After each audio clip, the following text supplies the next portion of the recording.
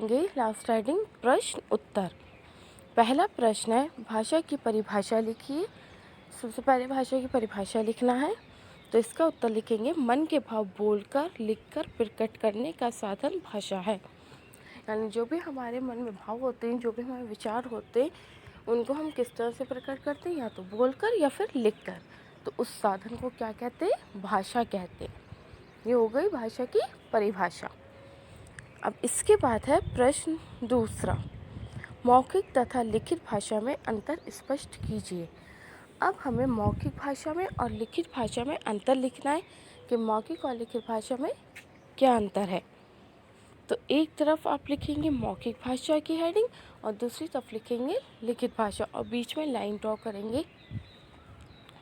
फिर लिखेंगे पहला, ये भाषा का वो रूप है जिसे हम मुंह से बोलते हैं और कानों से सुनकर समझते हैं, जैसे बातचीत या भाषण आदि। आप यहाँ पर टिक कर लीजिए, यहाँ लिखा है बातचीत और जो दूसरा वर्ड लिखा है भाषा, वो भाषा नहीं है, भाषण है, भाषण। इसके बाद लिखित भाषा वाली साइड लिखेंगे, ये भाषा का वो रूप है जिसे लिखकर प्रकट किया जाता है और पढ़कर समझा जाता है, जैसे निबंध लेखन या समाचार पत्र आदि। दोनों के दो पॉइंट्स हैं, एक तरफ मौखिक भाषा और दूसरी तरफ लिखित भाषा। मौखिक भाषा में हम बोलकर विचार प्रकट करते हैं और लिखित भाषा में लिखकर। ये अंतर होता है दोनों का। इसके बाद प्रश्न 3, हमारी राष्ट्रभाषा कौन सी है? तो आप लोग को पता है हमारी राष्ट्रभाषा हिंदी है। यहाँ इसके सिर्फ 3 ही प्रश्न उत्तर है और यहाँ पे ये जो है चैप्टर जो है कंप्लीट हो गया है।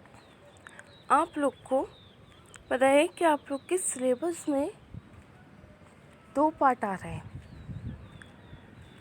पहला पार्ट प्रोज से आ रहा है और पहला ही पार्ट व्याकरण से।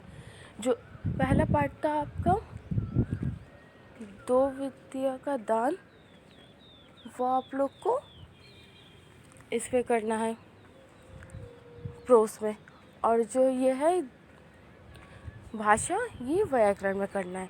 तो जो पहला वाला पार्ट था 2 विद्या का दान, वो पहले कंप्लीट हो गया था और ये रह गया था, तो ये मैंने आज कंप्लीट करा दिया। पहले आप ये कंप्लीट करिए अपनी कॉपीज़ में, फिर उसके बाद जो आपका वर्क है वो कंप्लीट करने के बाद आप ये दोनों ही चैप्टर्स लर्न करेंगे टेस्ट के लिए।